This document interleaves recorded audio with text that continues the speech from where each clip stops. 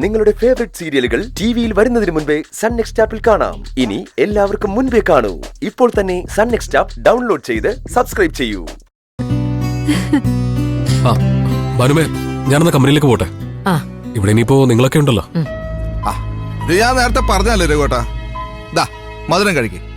ഏയ് വേണ്ട, ഞാനതൊന്നും കഴിക്കാറില്ല. ചീരു ചേച്ചിക്ക് കുഞ്ഞ് ജനിച്ചതിന്റെ വകയല്ലേ രഘുവേട്ടാ. ഷുഗർ ഉള്ള ബാനുമ്മ വരെ കഴിച്ചു.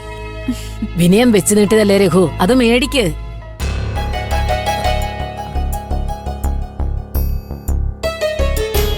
പകുതി കഴിച്ചോ.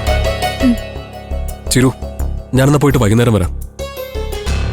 ഭാനുമേ മച്ചാടി തിരിച്ചു പോയ അമ്പിളി ഇങ്ങോട്ട് വരും. രഘുവേട്ടൻ ഈ തിരക്കിന്റെ ഇടയില് ഇന്ന് വീണ്ടും ഇങ്ങോട്ട് വരണമെന്നില്ല. ഇവിടെ പ്രത്യേകിച്ച് ആവശ്യങ്ങളൊന്നുമില്ലല്ലോ. ഞാനിവിടെ ഉണ്ടല്ലോ, ഞാനിവിടെ ഒരു കുറവ് വരുത്തില്ല രഘുവേട്ടാ. ശരി ശരി, ഞാൻ പോയിട്ട് വരാം.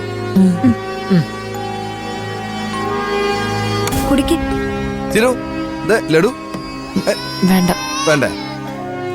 വാവേ കുഞ്ഞാവേ മോനെ, ലഡു വേണോ മോന്? കുഞ്ഞി ലഡു തരട്ടെ. ആംഗ്ലേ, ഞാൻ ഇവിടെ ഇറങ്ങി. മിയമോൾ ഏത് ഹോസ്പിറ്റലാ? ഞാൻ അങ്ങോട്ട് വരാം. എടാ, നീ ഇപ്പൊ അവിടെ നിന്ന് ഇറങ്ങണ്ട. ഒരു പ്രശ്നമുണ്ട്. എന്താക്കളെ, മിയമോൾക്ക് എന്തെങ്കിലും? എടാ, ആകെ പ്രശ്നമാണ്. ആ കുട്ടിയെ ഭാമിനി തങ്കച്ചി എന്നെ ഹോസ്പിറ്റലിലേക്ക് അയച്ചെന്ന് പറഞ്ഞപ്പോ ഞാൻ ഡ്രൈവറെ ജനറൽ ഹോസ്പിറ്റലിലേക്ക് പറഞ്ഞയച്ചു. സുനി എന്ന് നോക്കിയപ്പോ അവിടെ ഡോക്ടർ ഇല്ലാത്തതുകൊണ്ട് അവരെ മെഡിക്കൽ കോളേജിലേക്ക് അയച്ചു എന്ന് പറഞ്ഞു. എന്നിട്ട്? അല്ല, അപ്പോ അങ്കിളങ്ങോട്ട് പോവാണോ? ഞാൻ അങ്ങോട്ടേക്ക് വരാം. നീ പറഞ്ഞ മുഴുവൻ കേക്കരുത്. എടാ, ആ ഭാമിനി തങ്കച്ചി എന്നെ ഇപ്പൊ വീണ്ടും വിളിച്ചിരുന്നു. ആമി കൊച്ചിനെയും കൊണ്ട് മെഡിക്കൽ കോളേജിലേക്ക് പോകാൻ തയ്യാറായിട്ടില്ല. അവിടെ ട്രീറ്റ്മെന്റ് കിട്ടാൻ വൈകിയാലോ എന്ന് കരുതി അവള് കൊച്ചിനെയും കൊണ്ട് അടുത്തുള്ള പ്രൈവറ്റ് ഹോസ്പിറ്റലിൽ കയറി. അല്ല അങ്കിളെ, അത് കുഞ്ഞിന് ചിലപ്പോൾ സീരിയസ് ആയതുകൊണ്ടാവോ? ഒരു കണക്കിന് നന്നായി. പ്രൈവറ്റ് ആവുമ്പോൾ പെട്ടെന്ന് ട്രീറ്റ്മെന്റ് കിട്ടുമല്ലോ. ഏത് ഹോസ്പിറ്റലാണെന്ന് പറഞ്ഞു അങ്കിളെ? പറഞ്ഞു. എടാ, അവിടെ തന്നെയാ നീ ഇപ്പൊ നിൽക്കുന്ന സിറ്റി ഹോസ്പിറ്റല്. അല്ല അങ്കിളെ, ഇവിടെയോ? അങ്കിൾ എന്തായി പറയുന്നേ? അങ്കിളിത് പ്രശ്നമാവില്ലേ? അല്ല, അവര് പെട്ടെന്ന് ഡോക്ടറെ കണ്ടിട്ട് പോവായിരിക്കും അല്ലേ? ഇല്ല. എടാ, കുട്ടി അവിടെ അഡ്മിറ്റ് ചെയ്തിരിക്കുന്നതാണ് ഭാമിനി തങ്കച്ചി വിളിച്ചപ്പോ പറഞ്ഞത്. ആമി ഫോൺ എടുത്തിട്ടില്ല. അവളുടെ കൂടെ പോയ ആളാണ് തങ്കച്ചിയെ വിളിച്ചു പറഞ്ഞത്. നീ എങ്ങനെയെങ്കിലും ആമിയെ കണ്ടെത്തി അവൾക്ക് വേണ്ട സഹായങ്ങൾ ചെയ്തു കൊടുക്കണം. രഘു, അങ്കിളെ, ഞാനിപ്പോ എന്ത് ചെയ്യാനാ? വിനയൻ ഇവിടെ സജീവമായിട്ട് നിൽക്കുക. അവൻ എങ്ങനെ ആമിയെ കണ്ടാലോ? എടാ, അവൻ അവരെ കാണാതിരിക്കാനാണ് ഞാൻ പറയുന്നത്. അവൻ കാണുന്നതിന് മുമ്പ് ആമിയെ നീ കാണണം. അവളോട് മുറിയിൽ നിന്ന് പുറത്തിറങ്ങരുതെന്ന് പറയണം. ബാക്കി കാര്യങ്ങളൊക്കെ നീ ചെയ്തു കൊടുത്താ ആമിക്ക് പിന്നെ പുറത്തിറങ്ങേണ്ട ആവശ്യമില്ലല്ലോ. അല്ല അങ്കിളെ,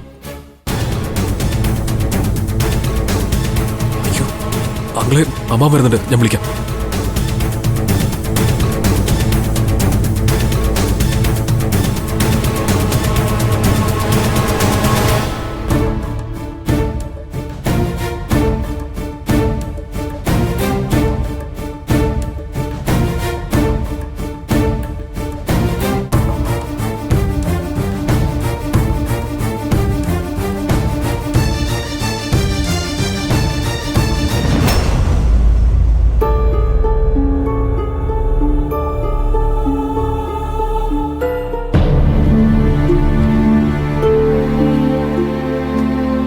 എല്ലാരും കഴിച്ചോ?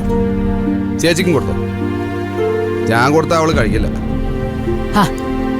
ഈ സമയത്തെല്ലാം വാരി വലിച്ച് തിന്നാൻ പാടില്ല വിനയ. ഓപ്പറേഷൻ കഴിഞ്ഞ് കിടക്കുകയല്ലേ, അതിന്റെ മുറിവൊക്കെ ഒന്ന് ഉണങ്ങട്ടെ. എന്നാലും ഒരല്ലിയൊക്കെ കഴിക്കാലോ.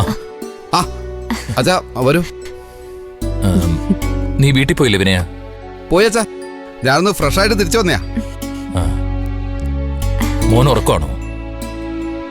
അവൻ എപ്പോഴും ഉറക്ക. പാല് കുടിക്കാൻ മാത്രമേ ഉണരൂ. കുഞ്ഞുങ്ങൾ നന്നായിട്ട് ഉറങ്ങണം മഞ്ചാടി, അത് ആരോഗ്യത്തിന്റെ ലക്ഷണമാ. വിനയന്റെ മോനായത്. അവൻ ഉണർന്ന് കളിക്കാൻ തുടങ്ങിയാലേ പിന്നെ പിടിച്ചാ കിട്ടൂല. ഇവനെന്താ ഉറക്കം ഇല്ലേന്ന് നിങ്ങൾ ചോദിക്കേണ്ടി വരും.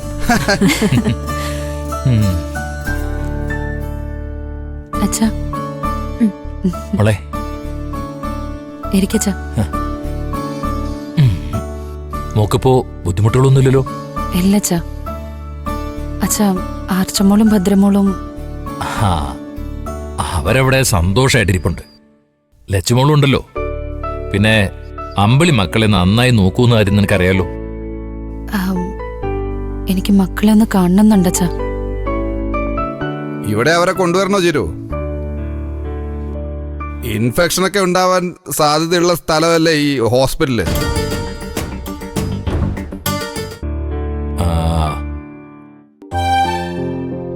ഭാനുമ്മയും മഞ്ചാടി അങ്ങോട്ട് വന്ന ശേഷം ഞാനും അമ്പിളിയും കൂടി മക്കളെയും കൊണ്ട് ഇങ്ങോട്ട് വരാമെന്നാണ് വിചാരിച്ചത്.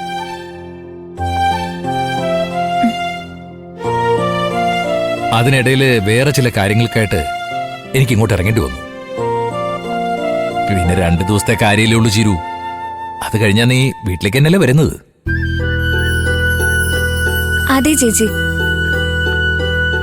മക്കളിപ്പോ വന്നാലും ചേച്ചിക്ക് അവരെ എടുക്കാനൊന്നും പറ്റില്ലല്ലോ. അത് അവർക്ക് സങ്കടം. അതിലും നല്ലത് അവരെ വീട്ടിലെത്തിയിട്ട് കാണുന്നതല്ലേ.